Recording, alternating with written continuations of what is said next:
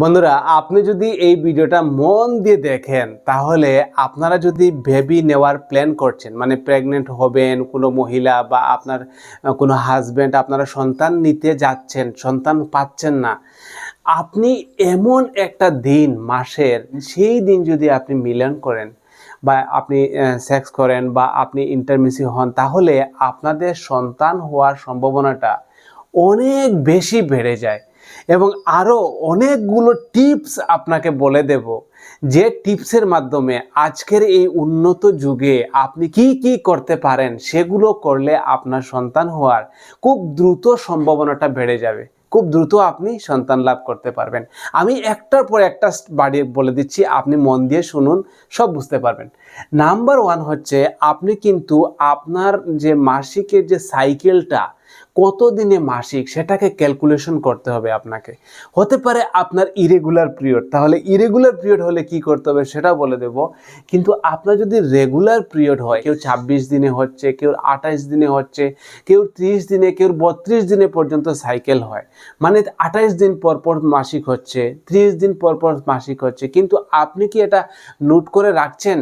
আপনার প্রথম দায়িত্ব হচ্ছে এটা নোট করে রাখতে হবে। কেন নোট করে রাখতে হবে আমি বলছি, দেখুন, নোট করে রাখবেন মানে ধরুন আপনার মোবাইলের যে ক্যালেন্ডার আছে বা ঘরের মধ্যে ক্যালেন্ডার আছে, সেই ক্যালেন্ডারের মধ্যে আপনি মার্ক করে রাখুন সে আপনার এই মাসের 10 তারিখে আপনার ব্লিডিং শুরু হয়েছে, বা আপনার পরের মাসে মানে এই মাসের 5 তারিখে ব্লিডিং শুরু হয়েছে।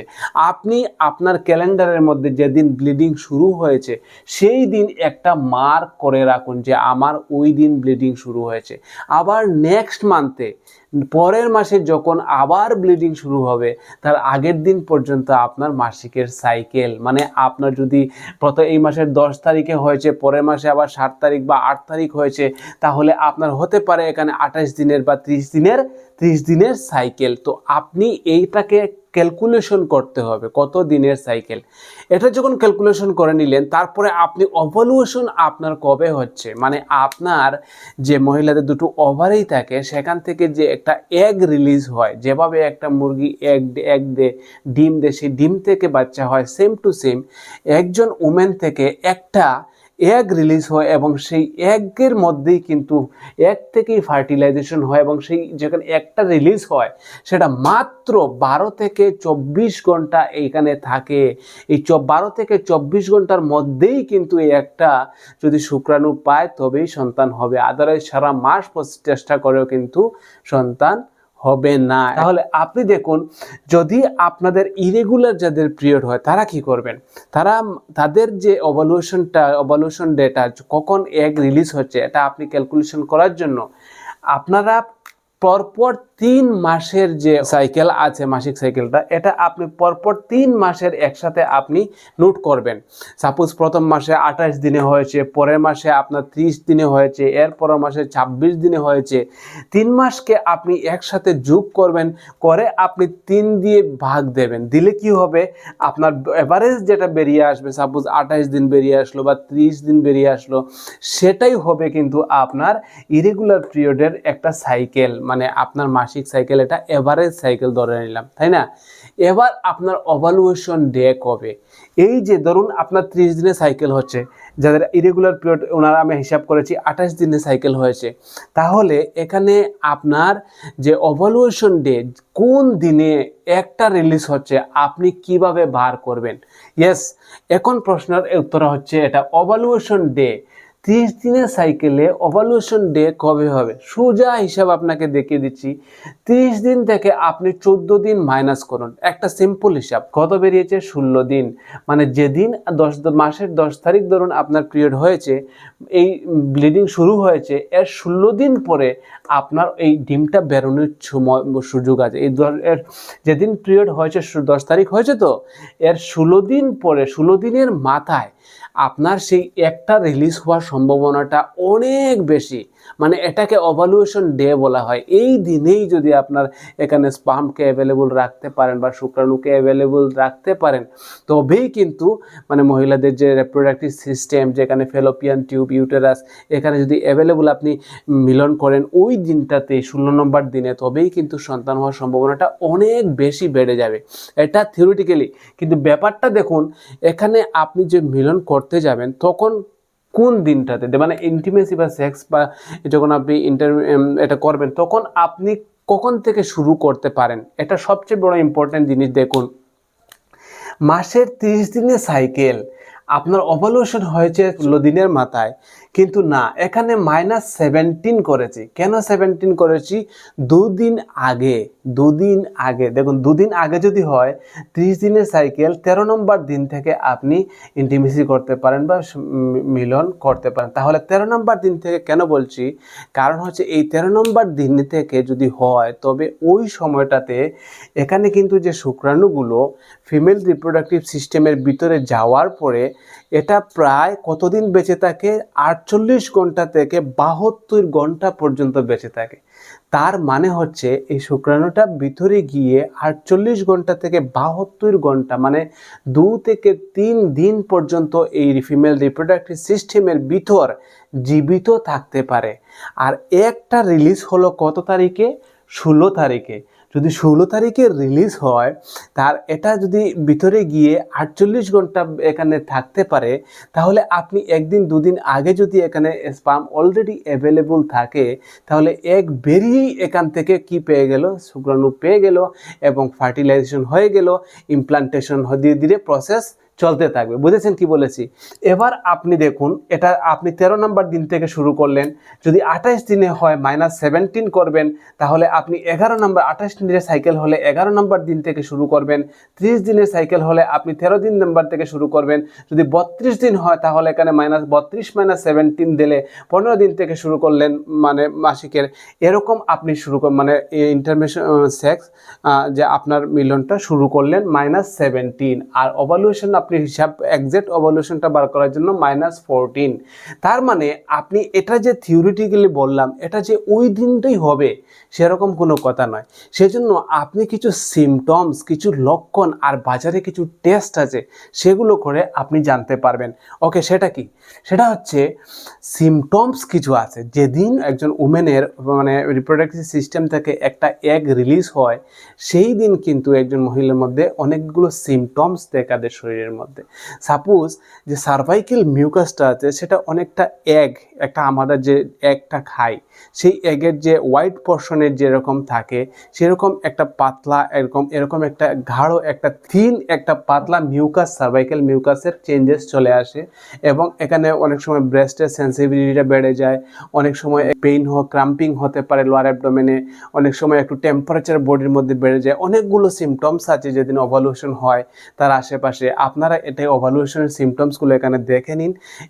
এই সিমটমসগুলো লক্ষ্য করলেও আমি স্পেসিফিক অন্য একটা ভিডিও বানিয়েছি, হিন্দি চ্যানেলে আছে, আপনাদের হিন্দি চ্যানেলের লিঙ্কটা দিয়ে দেবো। সেখানে গেলে সিমটমসগুলো খুব ভালো দেখতে পারবেন। সেখানে যান, তাহলে আপনি বুঝতে পারবেন। এবার আপনি সেই সিমটমসটা দেখেও সেটা আপনি ওভালুয়েশন ডেকে ট্র্যাক করতে পারেন। বুঝেছেন? আরও একটা ব্যাপার হচ্ছে ওভালুয়েশন কিট। মানে আপনি মার্কেটে যে অ্যামাজন, ফ্লিপকার্ট বা যে বড় বড় ফার্মাসিগুলো, যেখান থেকে ইচ্ছে আপনি একটা ওভালুয়েশন কিট নিতে পারেন। যেরকম পরে প্রেগনেন্সি কিট থাকে, সেম টু সেম কিন্তু ওভালুয়েশন কিট দেখতে অনেকটা এরকম, কিন্তু না, এটার ভিতরে প্রায় 5খানা ওভালুয়েশন কিট থাকে। কেন? কারণ এই ওভালুয়েশন যে ফার্টাইল উইন্ডো থাকে, এই যে আপনাকে একটা সার্কেল দেখিয়ে দিচ্ছি, এটা মাসিকের সাইকেল ধর 28 দিনের সাইকেল দেখিয়ে দিলাম, 30 দিন হতে পারে। এখানে কিছু ফার্টাইল উইন্ডো থাকে, মানে এমন একটা সময়, সাপোজ 11 নম্বর দিন থেকে আপনার 15 নম্বর দিন পর্যন্ত, হ্যাঁ, যার 28 দিনে হচ্ছে, যার 30 দিনে হচ্ছে, সাপোজ তার 13 নম্বর দিন থেকে শুরু করে 16 নম্বর দিন পর্যন্ত বা 17 নম্বর দিন পর্যন্ত, এই দিনগুলোকে বলা হয় ফার্টাইল উইন্ডো। মানে এই সময়টাতে মিলন করলে সন্তান হওয়ার সম্ভাবনাটা অনেক বেশি। তাহলে এই ফার্টাইল উইন্ডো যে সময়টা আছে, সেই সময়টাতেই আপনি প্রতিদিন সকালের যে ফার্স্ট ইউরিনটা আছে, সেটা কিনে যদি আপনি এখানে অল্প পরিমাণে দেবেন, সাপোজ সাপোজ 1 2 3 4 ড্রপ ইউরিন বা 3 ড্রপ ইউরিন দিয়ে যদি ফার্স্ট ইউরিনটা দিয়ে যদি আপনি টেস্ট করেন, আর যদি এখানে দুটো দাগ রেড চলে আসে, তবে কিন্তু আপনার সেখানে ওভুলেশন হয়েছে, মানে সেই দিনের আশেপাশে যদি আপনি মিলন করেন, তবে সন্তান হওয়ার সম্ভাবনাটা অনেক বেড়ে যাবে। আর যদি দেখেন না এটা আসেনি কিন্তু এটা টিটা এসেছে, তার মানে আপনার এটা কিটটা তো ঠিক আছে, টেস্ট ঠিক আছে, ওভালুয়েশন হয়নি। এটার আরও একটা ব্যাপার আছে, আমি স্পেসিফিক অন্য ভিডিও দেওয়ার চেষ্টা করব। আপনারা দেখুন, আপনাদের একটাই ব্যাপার যে এইটা ওভালুয়েশন টেস্ট করার মানে হচ্ছে এটার মধ্যে কিন্তু লিউটিনাইজিং হরমোন থাকে। যখনই ওভালুয়েশন এখান থেকে একটা রিলিজ হবে, এটার পিছনে একটা দায়ী হচ্ছে লিউটিনাইজিং হরমোন। ফিমেল বডিতে সেই হরমোনটা রিলিজ হয়, সেই হরমোনটাকে ট্র্যাক করার জন্য আপনাদের কিন্তু ওভালুয়েশন টেস্ট করাটা। এবার চেষ্টা কখনো কিন্তু অতিরিক্ত জল খেয়ে যে ইউরিনটা বের হয়, সেই ইউরিন দিয়ে আপনারা ওভালুয়েশন টেস্ট করবেন না। টেস্ট করার সময় আগে 2 ঘন্টা আগে এবং 2 ঘন্টার পরে জল অতিরিক্ত পান করবেন না। এবং বেটার হয় যদি সকালের ফার্স্ট ইউরিন দিয়ে আপনি ওভালুয়েশন টেস্টটা করেন, এবং যদি দুটো দাগ চলে আসে, তাহলে আপনাদের মাথায় রাখতে হবে সেই দিনটাতে যদি আপনি মিলন করেন, তাহলে দ্রুত সন্তান লাভের পসিবিলিটি আছে। এবার নেক্সট একটা স্টেজ আপনাদের বলে দিই, এগুলো তো আপনি ঘরের মধ্যে ওভালুয়েশনকে ট্র্যাক করলেন। এবার আরও বেটারভাবে ওভালুয়েশন করে আপনি নিতে পারেন। কিভাবে? সেটা হচ্ছে আলট্রাসোনোগ্রাফি। একজন গাইনোকোলজিস্ট আপনি দেখালেন, দেখিয়ে সেই গাইনোকোলজিস্ট আলট্রাসাউন্ডের মাধ্যমে আপনার যে ওভারিটা আছে সেটাকে ভালোভাবে দেখবেন। আলট্রাসাউন্ডের মাধ্যমে ধরুন একদিন রেখে একদিন গ্যাপ দিয়ে আলট্রাসাউন্ড করে একজন গাইনোকোলজিস্ট এটাকে ভালোভাবে দেখবেন যে ওভারির ভিতরে কোন দিনটাতে, এখানে সাপোজ 2 দিন 8 দিন 12 দিন, এভাবে ধীরে ধীরে একটা বড় হয়। একটা মুরগি যে ডিম পাড়ে, আপনি দেখবেন একগুলো ধীরে ধীরে বড় হয়, তাই না? তো ধীরে ধীরে একটা বড় হচ্ছে, এমন একটা দিন সাপোজ 28 দিনের সাইকেলে 14 নম্বর দিনে একটা রিলিজ হচ্ছে। তাহলে এমন একটা দিনে রিলিজ হচ্ছে, কোন দিন রিলিজ হবে সেটা আলট্রাসাউন্ডের মাধ্যমে দেখে একজন গাইনোকোলজিস্ট দেখে আপনাকে বলে দিতে পারেন। তাহলে সেইটা যদি আপনি ফলো করেন, তাহলে সেই 14 নম্বর দিনে কিন্তু আপনার মানে যেদিন ওভালুয়েশন হবে তার আগের দিন আপনি ভালো করে জেনে শুনে বুঝে একদম ওভালুয়েশন বুঝে গেলেন এবং সেখানে ইন্টিমেশন করতে পারেন। আরও একটা জিনিস আপনাকে বলে দেই যে এটা অনেকে প্রশ্ন করে, প্রতিদিন কি মিলন করা যাবে নাকি একদিন রেখে বা কি করা? দেখেন বন্ধুরা, খুবই সহজ ব্যাপার যে আপনি যদি প্রতিদিন ইন্টিমেশন করেন তাহলে কোনো অসুবিধা নেই। কিন্তু না, যদি আপনাদের অনেক সময় টায়ার্ড থাকেন, ব্যস্ত থাকেন বা কোনো ধরনের অসুবিধা, তাহলে আপনি একদিন রেখেও কিন্তু মানে আপনাদের ইন্টিমেসি হলে কোনো অসুবিধা নেই। এটা একদিন রেখে কারণ এখানে তো অলরেডি 48 আওয়ার্স তো 78 আওয়ার্স পর্যন্ত এখানে অলরেডি স্পার্ম জীবিত থাকে, তাই না? তো আপনাদের একদিন রেখে করলে কোনো অসুবিধা নেই, কিন্তু এটা বুঝতে হবে।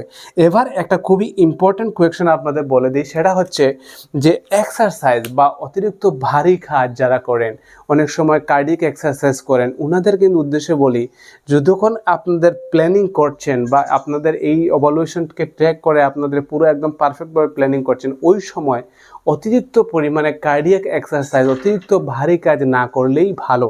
আর যদি আপনারা হাঁটবেন, একটু নর্মাল ওয়াকিং করলেন, এটা খুবই ভালো হবে, কিন্তু অতিরিক্ত কার্ডিয়াক এক্সারসাইজ করলে এটা আপনাদের দরকার নেই।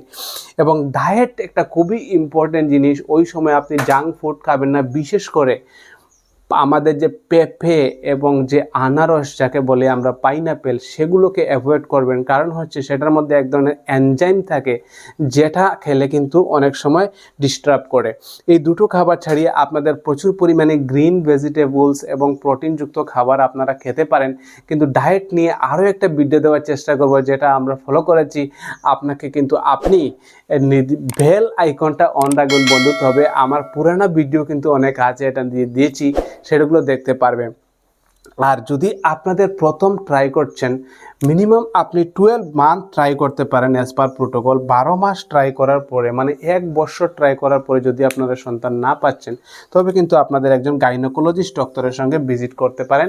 আদারওয়াইজ আপনারা আগেও ভিজিট করতে পারেন, মানে প্ল্যানিং যখন করছেন তখনও ভিজিট করতে পারেন, যার মাধ্যমে ডক্টররা অনেকগুলো টেস্ট দিয়ে আপনার শরীরের বিভিন্ন ধরনের টেস্ট করবেন। এগুলো দেখে যে আপনার কোনো ধরনের শরীরে ইনফেকশন আছে নি, বিভিন্ন ধরনের সবগুলো প্রেডি আছে নি, আপনার ওয়েট মেনটেন করা, অনেক ব্যাপার আছে। সবগুলো জিনিসটি আমি আশা করি আপনাদেরকে আবার করে নেক্সট ভিডিওর চেষ্টা করব। অবশ্যই বেল আইকন প্রেস করবেন আর শেয়ার করবেন। ভালো থাকবেন, নিজের শরীরের যত্ন নেবেন।